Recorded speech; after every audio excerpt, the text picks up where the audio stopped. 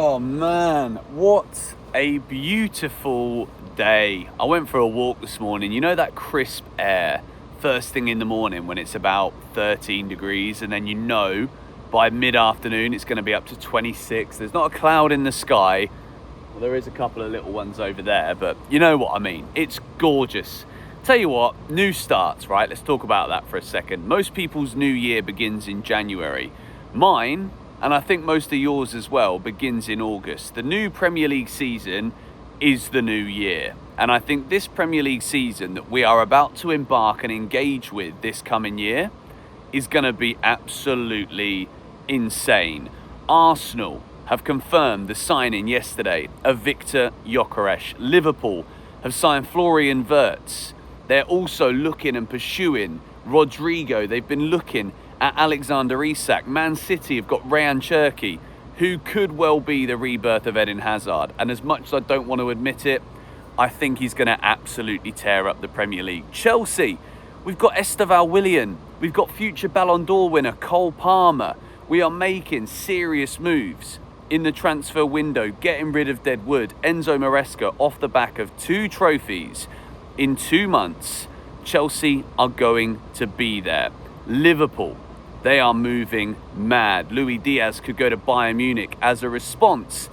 Liverpool might go and sign Rodrygo from Real Madrid, having already copped Florian Wirtz. Hugo Ekitike. Players are joining the Premier League that are going to be incredibly exciting. And I, for one, absolutely cannot wait for the season to begin. So what I want to talk about predominantly in this video is Liverpool. Because last season, it wasn't really competitive. Liverpool had probably won the league by about February or March. Man City had fallen off. Arsenal just didn't seem to have anywhere near enough firepower, which they've kind of answered that now, and they've signed Viktor Gyökeres. They're going to be good. Martinelli, Madueke on the left, Bukayo Saka, Martin Odegaard. Arsenal are going to be there this season. They still want Eze. They're not going to get Rodrygo. But Liverpool in particular, okay, having won the league so comfortably last season, it was a very big window for them this year, because how do you keep a team that when you lose Trent Alexander-Arnold, a lot of Liverpool fans don't seem to care about that. But I think it's a lot more important than Liverpool fans would like to lead on to. I think it's a coping mechanism sometimes when a player goes for free to Real Madrid. I don't think you can deny the relationship that Trent had with Mohamed Salah, just how important that combination was for so many years for Liverpool, not just in that title-winning side last year. But Liverpool have responded by bringing in Jeremy Frimpong, an incredibly exciting attacking fullback slash wingback from Bayer Leverkusen. I think it's a really good signing. Milos Kerkez at left back. Is Anthony Robertson, going to be phased out of the team?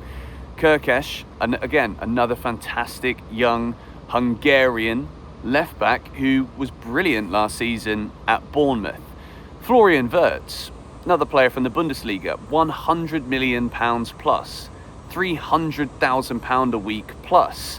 Ekitike, Bundesliga, ridiculous fee, 95 million euros. The question is, do Liverpool have enough of a foundation that they can make all of these changes to their first 11 and perform the way that they did last season? They've obviously had the terrible, tragic news of Diogo Jota's passing, which will inevitably hurt the club in so many ways.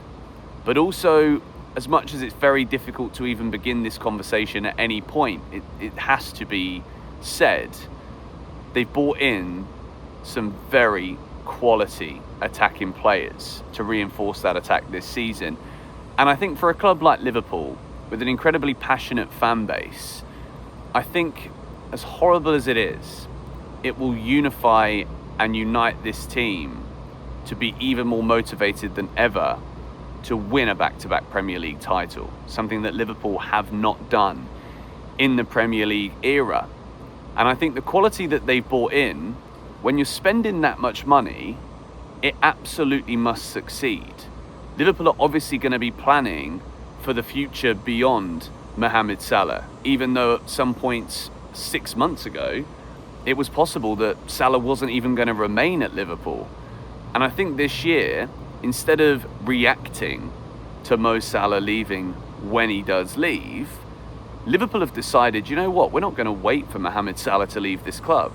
We are going to make all of the business happen now, because we don't want to be in a position where we have to deal with Salah leaving and it be like, oh, where's Salah gone? We don't have Mo Salah at the club anymore. So Liverpool are making all of these signings, and this season they are going to have some serious depth. And the question is it going to be too many changes at once? Obviously, Chelsea are doing very similar things with Maresca, where we had a winning formula. We've just won a Club World Cup, but we're still going mental in the transfer window. But we're buying players in positions where we need to strengthen, the same as Liverpool. So I guess the big question is, how much stronger are Liverpool going to be as a result of bringing in all these players? I think Ekitike could still be a bit of a gamble. He looks like an absolute unit. I think he will be a success at Liverpool over time, but will he hit the ground running in the Premier League immediately? Difficult to tell, difficult to know. I think Wirtz is a world-class footballer that will absolutely elevate Liverpool Football Club to a new level. And I do think they're the team to beat. I still think Liverpool will be the favourites going into this season. Man City got a lot of business done early and then were very disappointing in the Club World Cup. Or at least the way they exited was very disappointing. But I still think Man City will be better. Arsenal have now got that striker. I personally think Arsenal would have had a Premier League if they would have had an elite goal scorer in either of the last 2 seasons. Even last year, I feel as though Arsenal could have done it if they had someone to put the ball in the back of the net, in the middle of the pitch. They're incredibly organised, defensively solid. There's rumours today that Saliba might well be leaving Arsenal this window. That's why Mosquera's been bought in, because Saliba might be on his way out of the club to Real Madrid. Will that impact Arsenal? Yes, of course it will. That's another player in centre-back that they would hope fits like a glove and suits the Premier League. So there's big shifts there, big changes there. Tottenham, yesterday they were reportedly in for Rodrygo. That lasted about 5 minutes. I knew that was nonsense. Tottenham are never going to be in for Rodrygo. They're going to improve Spurs. I think they're going to improve a lot, but not enough to be challenging with Arsenal and Liverpool, Man City and hopefully Chelsea at the top of the table. Manchester United, the same. You know, they've signed Mbeumo, they've signed Cunha. Good players, very solid Premier League players that will bring goals and assists to the team. Does it mean that Bruno plays deeper and then they lose that, so it kind of counts each other out, really? They need some serious improvements all over the field, Manchester United, for me to take them seriously again. So looking at Liverpool's business, if they do go now and sign Rodrygo and sell Luis Diaz, who is 28 years old, to Bayern Munich for 80 million euros, this is incredible business. As much as I'm a Chelsea fan and I'm actually very happy with the business we've done, and I don't want to be sat here singing Liverpool's praises too much. This is more GBFC, where we talk about other clubs, and I try not to constantly look through blue tinted glasses. These are not blue tinted, but I need them on to record these videos outside in the sun. I love it, it's beautiful. But Rodrygo, bloody hell. Imagine that attack, man. It's ridiculous. Rodrygo on the left, Ekitike through the middle up top, Florian Wirtz behind it with Mo Salah on the right-hand side. I'm telling you, this Premier League season is going to be absolute box office. Chelsea are going to be there too. I think Estevao is going to really kick on if he gets some minutes. I think Pedro Neto feels like a new signing after the performances at the Club World Cup. Gitten's exciting. Javi Simmons could be done. Jorel Hato also coming in, back up for Cucurella at left back. Chelsea's squad building is now looking like we are building a formidable squad that can compete. So who's it going to be? My early prediction is still Liverpool. If they sign Rodrygo, I think that is too good of a front line to fail. And what Liverpool are so good at, especially last season under Slot, Klopp leaves and you could imagine, that's a fly or bee, you could imagine that it would have been difficult to be able to cope with losing a manager like that. But what they did is they brought Slot in, didn't go full 180 immediately.